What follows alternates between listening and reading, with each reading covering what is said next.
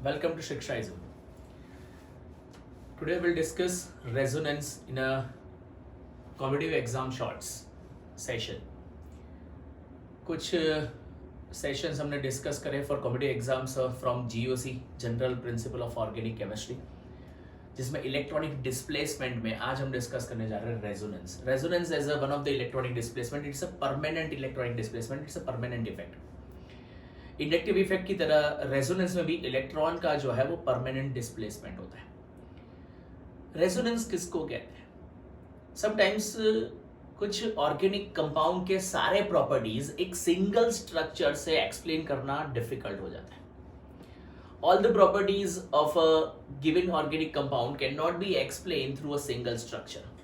So at that time एक से ज्यादा स्ट्रक्चर का इस्तेमाल किया जाता है टू एक्सप्लेन दोज प्रॉपर्टीज, और ये स्ट्रक्चर्स को रेजोनेटिंग स्ट्रक्चर्स कह सकते हैं या रेजोनेंस इफेक्ट कह सकते हैं. Say for example benzene, we know that benzene is an organic compound containing 6 carbon and 6 hydrogen, जिसके अंदर एक साइक्लिक स्ट्रक्चर है बेंजीन का C6H6 स्ट्रक्चर. लेकिन बेंजीन के दो कैनोनिकल स्ट्रक्चर या रेजोनेटिंग या कंट्रीब्यूटिंग स्ट्रक्चर जिसको कह सकते हैं, कंट्रीब्यूटिंग और रेजोनेटिंग स्ट्रक्चर, जिसमें डबल बॉन्ड की पोजीशन को ऑल्टर किया जाता है. लाइक सपोज ये फर्स्ट कार्बन और सेकंड कार्बन के बीच में डबल बॉन्ड है, then we have third and fourth, then we have fifth and sixth. So the second structure हमने डबल बॉन्ड की पोजीशन को चेंज कर दिया. Instead of first second we have put it in a second, third, fourth, fifth and sixth first. So double bond की position जो change करके दो different structure explain किए गए हैं, ये दोनों स्ट्रक्चर को कैनोनिकल स्ट्रक्चर या रेजोनेटिंग स्ट्रक्चर कहते हैं. But they are not giving the actual structure of benzene. ये दोनों में से एक भी स्ट्रक्चर बेंजीन का कोई एक्चुअल स्ट्रक्चर नहीं है.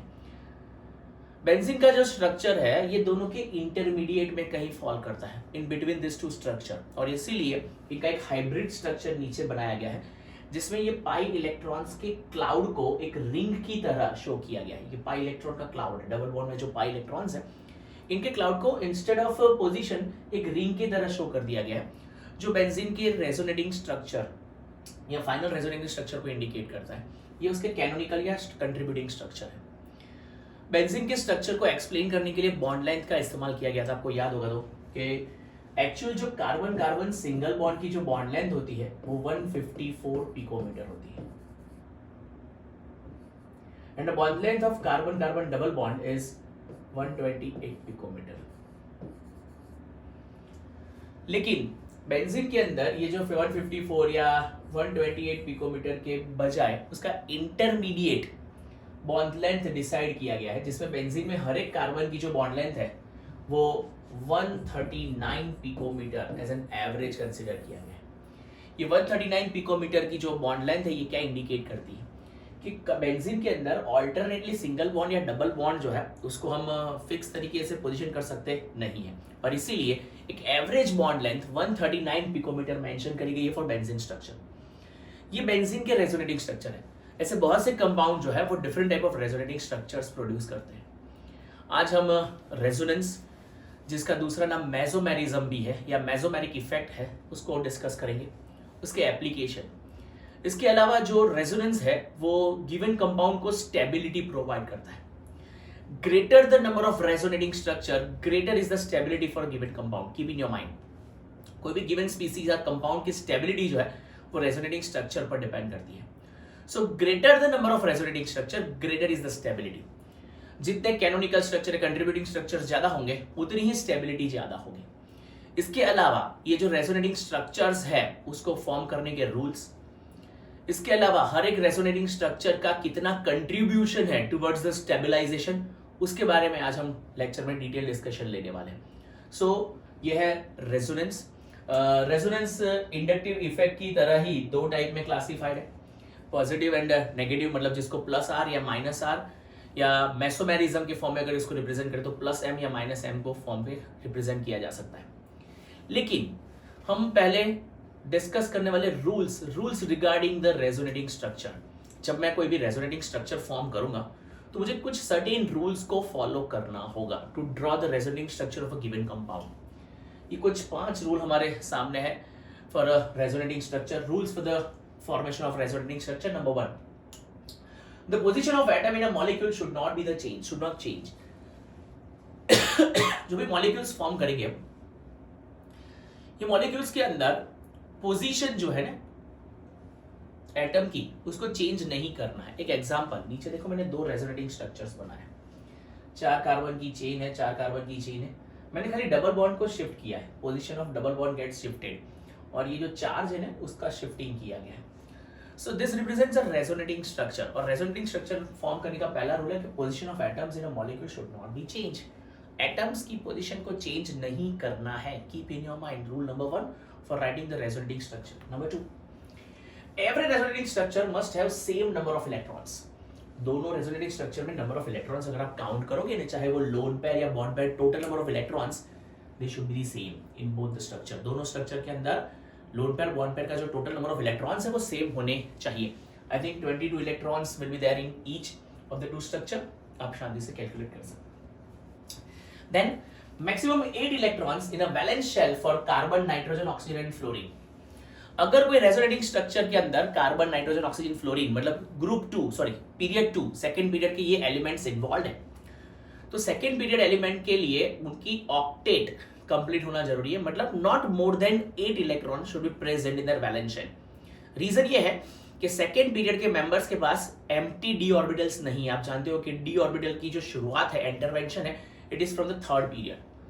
Second period element do not possesses d orbital in their electronic configuration, and that means उनका maximum जो number of valence electrons है वो 8 होने चाहिए। More than 8 electrons for this element is not acceptable, so वो resonating structure को count किया जा सकता नहीं है। Keep in your mind. But those elements belongs to the third period like chlorine, bromine, iodine, sulfur, phosphorus.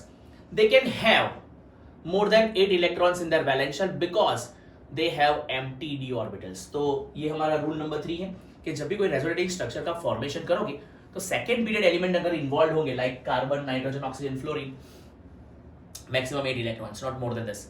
But for chlorine, bromine, iodine, sulphur, phosphorus we can have more than 8 electrons in their valence shell. Next, energy of various limiting structure must be the same और nearly same. जो भी resonating structures हम बनाएंगे ना, उनकी energy nearly same होनी चाहिए। And the last one, all the resonating structure must be a planar structure. सभी resonating structure planar होने चाहिए, not 3D, only 2-dimensional structure. Planar structure is or only applicable. So ये है rules for the formation of a resonating structure. बच्चे लोग, कुछ compound जिनके सारे प्रॉपर्टीज एक सिंगल स्ट्रक्चर से एक्सप्लेन करना पॉसिबल नहीं है, उनको एक से ज्यादा स्ट्रक्चर का इस्तेमाल करके रिप्रेजेंट किया जा सकता है। जैसे आप बेंजीन के स्ट्रक्चर के बारे में जानते हो, benzene has 2 resonating structure, double bond की पोजीशन जो है वो चेंज होती है, which is called delocalisation of electron. Electron को डीलोकलाइज या शिफ्टिंग की जा रही है, ये परमानेंट इफेक्ट है। और रेजोनेंस जो है ये 2 कैटेगरी में क्लासिफाइड है, positive resonance and negative resonance, plus R and minus R, जिसको मेसोमेरिज्म भी कह सकते हैं, plus M and minus M. अब हम रेजोनेंस डिस्कस करें in form of plus R and minus R, कौन कौन से फंक्शनल ग्रुप प्लस आर या कौन से functional group minus R resonance produce करते हैं। उससे पहले आप ये रूल्स पढ़ लो। रूल्स कंप्लीट करने के बाद, रूल्स लिखने के बाद हम डिस्कस करेंगे कि भाई रेजोनेंस कौन से स्ट्रक्चर के लिए पॉसिबल है। हर एक एरा गैरा कोई भी स्ट्रक्चर जो है वो एक कंपाउंड जो है वो रेजोनेंस प्रोड्यूस नहीं कर सकता है। रेजोनेंस प्रोड्यूस होने के लिए कुछ कंडीशन फुलफिल होनी चाहिए। So will discuss the condition required for completion of resonance या formation of resonating structures. But उससे पहले ये 5 रूल्स है, जल्दी से आप कॉपी कर लीजिए।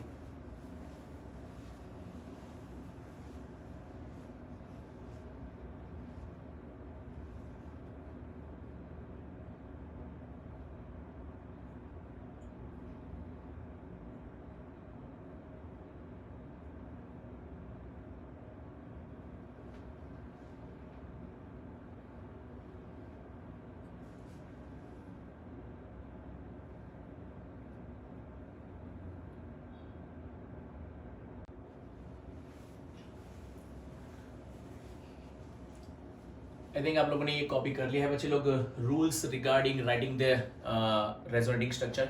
बट आई हैव रियलाइज कि मैंने एक छोटा सा फंबल कर दिया, गलती कर दिया कि यहाँ पर रेजोनेटिंग स्ट्रक्चर के अंदर बेंजीन में कार्बन कार्बन सिंगल बॉन्ड की बॉन्ड लेंथ 154 पिकोमीटर है, but that of double bond is 134। So I have written 128 which is inappropriate. 134 picometer is a carbon carbon double bond length. जिसकी intermediate bond length consider करी जाती है 139, जो ना तो 154 के बराबर है ना तो 134 के बराबर है, और इसीलिए बेंजीन के अंदर जो सभी बॉन्ड हैं उनके इक्विवेलेंट बॉन्ड लेंथ है which is 139 because of the resonance only. So जो हमने रेजोनेंस या रूल्स ऑफ रेजोनेंस डिस्कस कर ली है, उसके बाद जो नेक्स्ट टॉपिक है इन रेजोनेंस इज रेजोनेंस या मेसोमेरिक इफेक्ट कब या कौन सी स्पीसीज जो है वो प्रोड्यूस कर सकती है, कौन से स्ट्रक्चर रेजोनेटिंग स्ट्रक्चर्स में कन्वर्ट हो सकते हैं। Let's see. Resonance is a permanent polarisation effect, ये परमानेंट पोलराइजेशन इफेक्ट है। This system is having a multiple bond. See, एक ऐसे सिस्टम जिसके पास मल्टीपल बॉन्ड है, आइदर डबल बॉन्ड और ट्रिपल बॉन्ड, जिसको मल्टीपल बॉन्ड कहते हैं। When it is in conjugation with pi electrons और लोन पेयर, हम ये कह सकते हैं कि भाई दो कंसेक्यूटिव, या हम कह सकते हैं कि दो एडजेसेंट या उसके बाद वाले कार्बन पर डबल बॉन्ड होने चाहिए, जिसको मैं पाई पाई इंटरेक्शन कहूंगा। क्या कहूंगा? Pi pi interaction. For example ये स्ट्रक्चर आप देख सकते हो कि भाई इसमें डबल बॉन्ड है, then it is followed by single bond, then again it is followed by double bond. So this type of structure they are called conjugating species. And conjugation का मतलब है ये पाई पाई इंटरेक्शन पोजेस करते हैं, मतलब पाई pi conjugation है। एक ऐसी स्पीसीज जिसमें पाई इलेक्ट्रॉन्स है, pi electrons. See, this carbon and this carbon, this two adjacent carbons are having pi electrons, then they can produce resonating effect. पहला, कौन रेजोनेटिंग स्ट्रक्चर्स प्रोड्यूस कर सकता है? जिनके अंदर या पाई पाई इंटरेक्शन होगा, या ऐसा हो सकता है कि पाई बॉन्ड के साथ जो एडजेसेंट एटम है उसके पास लोन पेयर हो। क्या पोजेस हो रहे हैं? Lone pair. लोन पेयर मतलब free electrons. Free electrons in conjugation with pi bond और pi bond in conjugation with pi bond. Keep in your mind, ये पाई बॉन्ड मतलब डबल बॉन्ड को फॉलो करता हुआ सिंगल बॉन्ड है, और single bond पर जो एटम एसोसिएट करता है उसके पास या तो लोन पेयर होनी चाहिए, या तो वो कार्बन एटम या कोई ऐसा एटम के पास एक और इलेक्ट्रॉन पेयर होनी चाहिए जो पाई इलेक्ट्रॉन पेयर हो सकती है। So this two structure can produce a resonating structure. कौन सी दो सिस्टम में रेजोनेटिंग स्ट्रक्चर बन सकता है? नंबर वन, पाई पाई, मतलब एक ऐसा कार्बन जो डबली बॉन्डेड है, उसका एडजेसेंट एटम जो है उसके साथ उसका सिंगल बॉन्ड होना चाहिए, लेकिन वो एटम के पास या तो डबल बॉन्ड होना चाहिए या तो फ्री इलेक्ट्रॉन्स या पाई इलेक्ट्रॉन्स, या कह सकता हूं कि इलेक्ट्रॉन पेयर होनी चाहिए।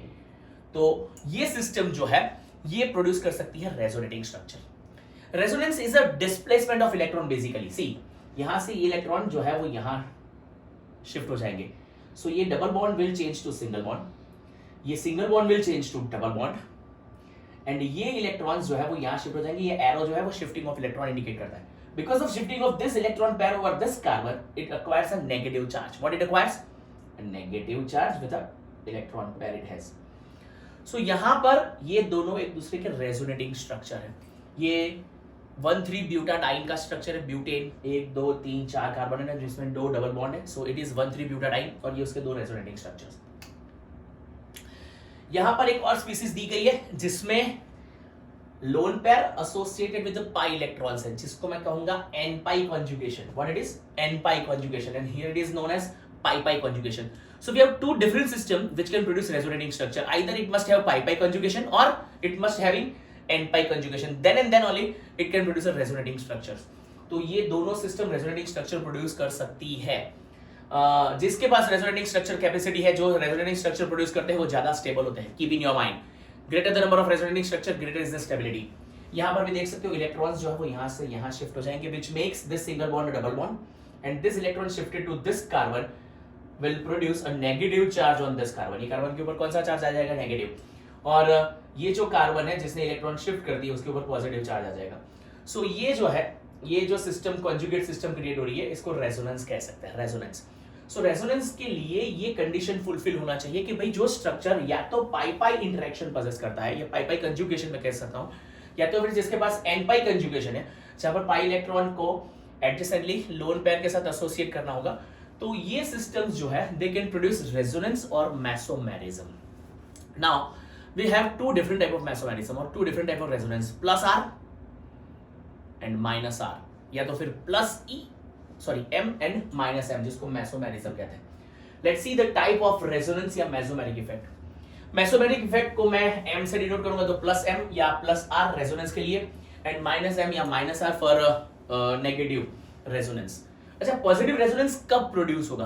When we can say that the system is having a positive resonating system और प्लस आर सिस्टम और plus R effect we can say अगर इलेक्ट्रॉनिक डिस्प्लेसमेंट जो है it is away from the group, मतलब group से towards the carbon जा रहा है, तो उसको मैं कहूंगा प्लस इफेक्ट या plus R effect. What it is plus R effect. Let's see how. यहां पर आप देख सकते हो कि ये इलेक्ट्रॉन पैड जो है वो यहां से यहां शिफ्ट हो रही है from functional group to the carbon chain. See electron displacement is away from the group, मतलब ग्रुप से दूर जा रही है. ग्रुप अगर इलेक्ट्रॉन डिस्प्लेस कर रहा है, ग्रुप अगर इलेक्ट्रॉन कंट्रीब्यूट कर रहा है, कोई फंक्शनल ग्रुप जो एसोसिएट कर रहा हुआ है towards the carbon chain, then it produces positive resonance या पॉजिटिव मेसोमेरिक इफेक्ट. तो ये इलेक्ट्रॉन पैर यहां शिफ्ट हो जाएगी which makes a double bond over here. जहां से इलेक्ट्रॉन पैर चली जाएगी वहां पर कौन सा चार्ज आ जाएगा? पॉजिटिव. एक और रिप्लेसमेंट होगा कि ये इलेक्ट्रॉन पैर जो है वो यहां शिफ्ट हो जाएगी which produce this carbon a negatively charge spaces.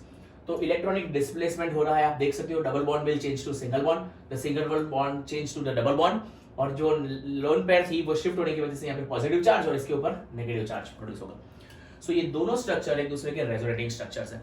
कौन कौन से फंक्शनल ग्रुप प्लस आर या प्लस एम इफेक्ट प्रोड्यूस कर सकते हैं? दे आर NH2, NHR मतलब नाइट्रोजन जिसके पास लोन पेयर है, या ऑक्सीजन, या मतलब फिनॉल अल्कोहलिक ग्रुप है, ईथर ग्रुप है, they can produce positive resonance या positive mesomeric effect. Clear? Then we have negative mesomerism और negative resonance. The electronic displacement is towards the group, मतलब pi electron जो है वो ग्रुप की ओर shift हो जाएंगे. जैसे ये CO as a functional group है यहाँ पर, तो इलेक्ट्रॉन्स जो है वो शिफ्ट हो रहे हैं टुवर्ड्स द ग्रुप. यहाँ पर electron is shifting away from the group, मतलब ग्रुप जो है वो इलेक्ट्रॉन कंट्रीब्यूट कर रहा था, डोनेट कर रहा था. यहाँ चेन में से इलेक्ट्रॉन्स जो है वो शिफ्ट हो रहे हैं towards the group, and because of this it produces negative resonance या नेगेटिव मेसोमेरिक इफेक्ट. सी यहाँ पर ये पाई इलेक्ट्रॉन्स जो है वो शिफ्ट हो जाएंगे टुवर्ड्स दिस बॉन्ड फॉर्मेशन. यहाँ पर अब यहाँ पर क्या होगा? ये पाई इलेक्ट्रॉन यहाँ शिफ्ट हो जाएंगे. जो 2 लोन पेयर ऑक्सीजन पर थी, अब उसके बदले कितनी हो जाएगी? 3 lone pair, which makes oxygen a negatively charged species, and this carbon जहां से इलेक्ट्रॉन शिफ्ट हो रहा है, it makes a positively charged species to this carbon.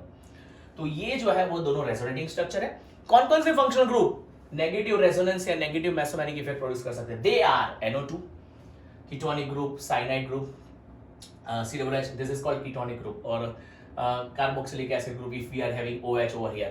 So they can produce the negative mesomeric effect. So यहाँ पर हमने discuss कर लिया है 2 टाइप के रेजोनेंस हो सकते हैं, positive resonance and negative resonance, जिसको मेसोमेरिज्म भी कह सकते हैं.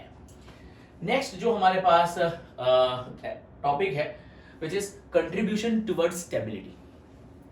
मतलब ये है कि हम जो रेजोनेटिंग स्ट्रक्चर्स प्रोड्यूस करते हैं, ये सभी रेजोनेटिंग स्ट्रक्चर क्या इक्वली कंट्रीब्यूट करते हैं टुवर्ड्स स्टेबिलिटी? मैंने कहा था कि greater the number of resonating structure, greater is the stability for a given species. कोई भी स्पीसीज की जो स्टेबिलिटी है वो नंबर ऑफ रेजोनेटिंग स्ट्रक्चर पर डिपेंड करती है.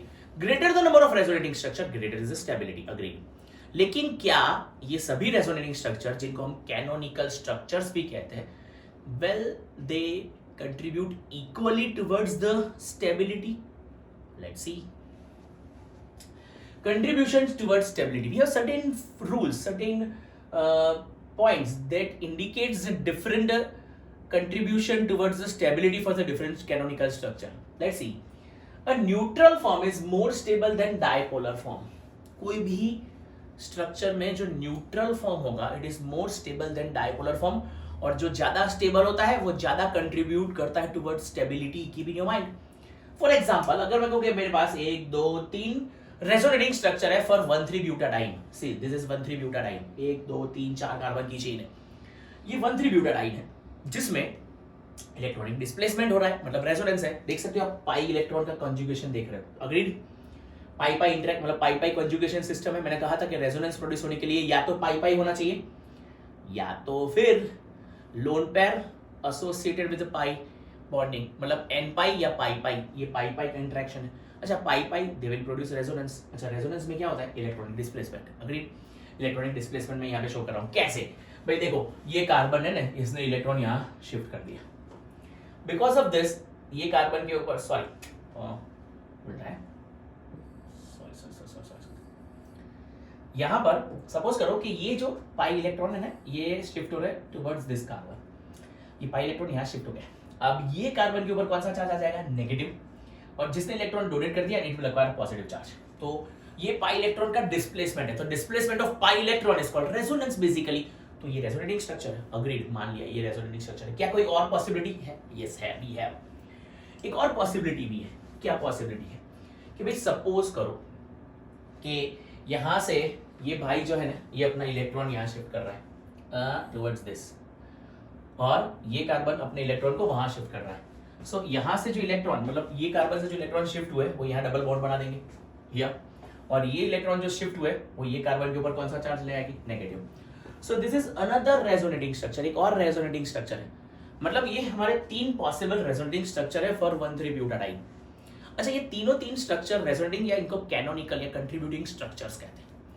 क्या ये तीनों की स्टेबिलिटी सेम होगी? क्या इनका contribution towards the stability same होगा? नहीं, ऊपर मेंशन किया है the neutral form is more stable then dipolar form. अगर आप ध्यान से देखोगे तो ये स्ट्रक्चर न्यूट्रल है। न्यूट्रल है मतलब इसके ऊपर कहीं पर भी चार्ज नहीं है, ना पॉजिटिव चार्ज ना negative charge. But this structures are dipolar. Dipole mean this they are having polarity, positive and negative charges are over there, so they are called dipolar.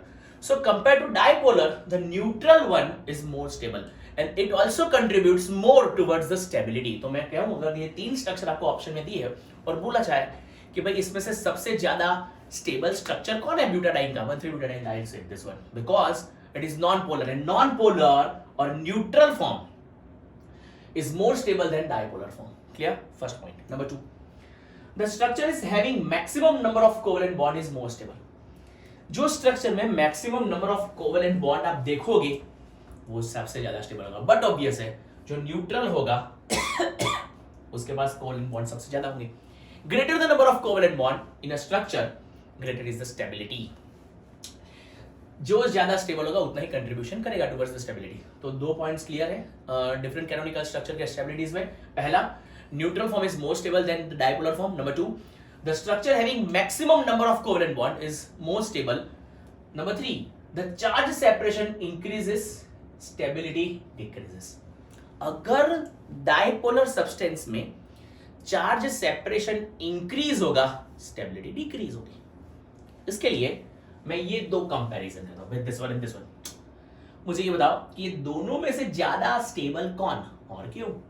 The structure this one or this one, which one is more stable? ऊपर लिखा है charge separation increases, stability decreases. मतलब जहां पर 2 charge के बीच का separation बढ़ेगा, positive और नेगेटिव चार्ज के बीच का सेपरेशन जहां ज्यादा होगा, स्टेबिलिटी कम हो जाएगी। जितनी स्टेबिलिटी कम उतना कंट्रीब्यूशन कम टुवर्ड्स द स्टेबलाइजेशन। तो दोनों में से ज्यादा स्टेबिलिटी की ओर कौन कंट्रीब्यूट करेगा? दिस वन, क्योंकि उसमें चार्ज सेपरेशन नहीं है, charge is present on adjacent carbon atom. So less difference in charge separation, मतलब चार्ज सेपरेशन नहीं है, यहां पे चार्ज सेपरेशन ज्यादा है। So greater the charge separation, जैसे मैंने यहाँ पे लिखा है charge separation increases, stability decreases। So charge separation जहाँ increase हो रहा है, stability decrease हो रही है। So ये सबसे least stable होगा, ये उससे थोड़ा ज्यादा stable होगा, और ये most stable होगा। Is it clear?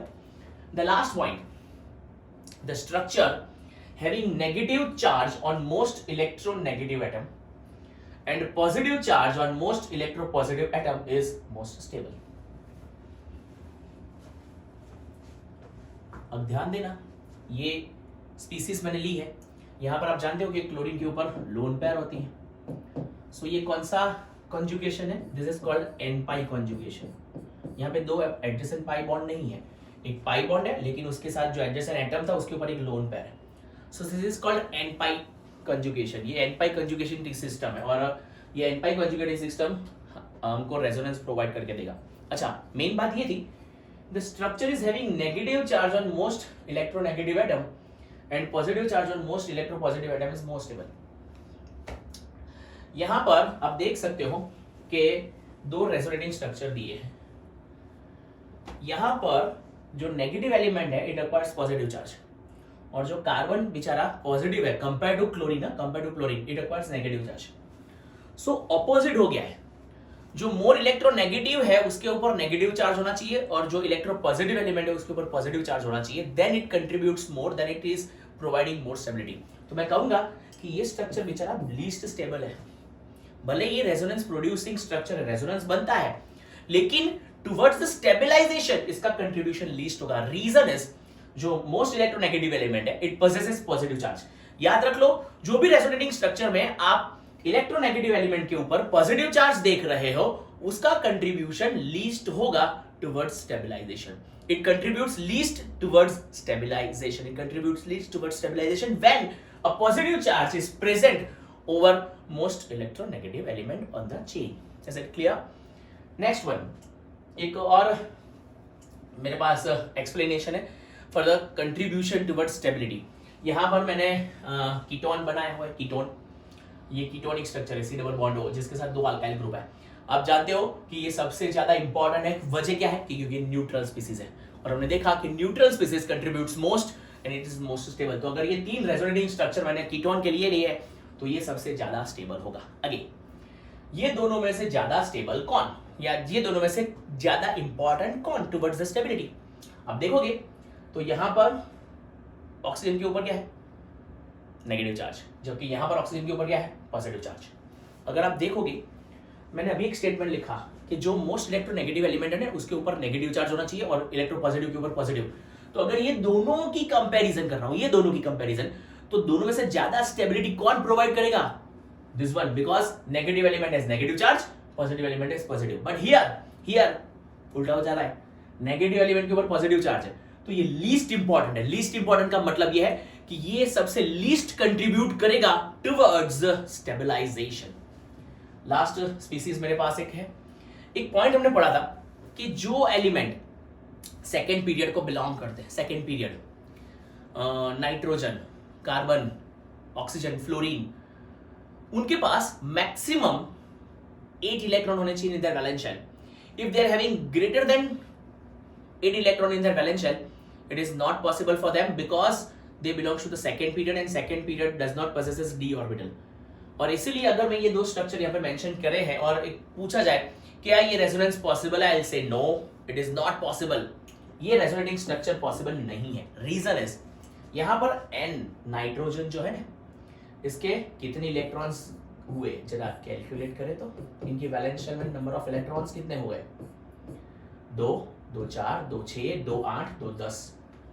हमने भी मेंशन किया था कि ऑक्टेट रूल ये कंप्लीट होना चाहिए for the second period element. अच्छा, थर्ड पीरियड एलिमेंट होते हैं, क्लोरीन होता, फॉस्फोरस होता, ऑक्सीजन होता, उनके लिए more than 8 electrons are possible. But for the second period element maximum number of electrons should be 8 in valence shell. और इसीलिए ये जो स्ट्रक्चर है, it is not a resonating structure. Keep in your mind.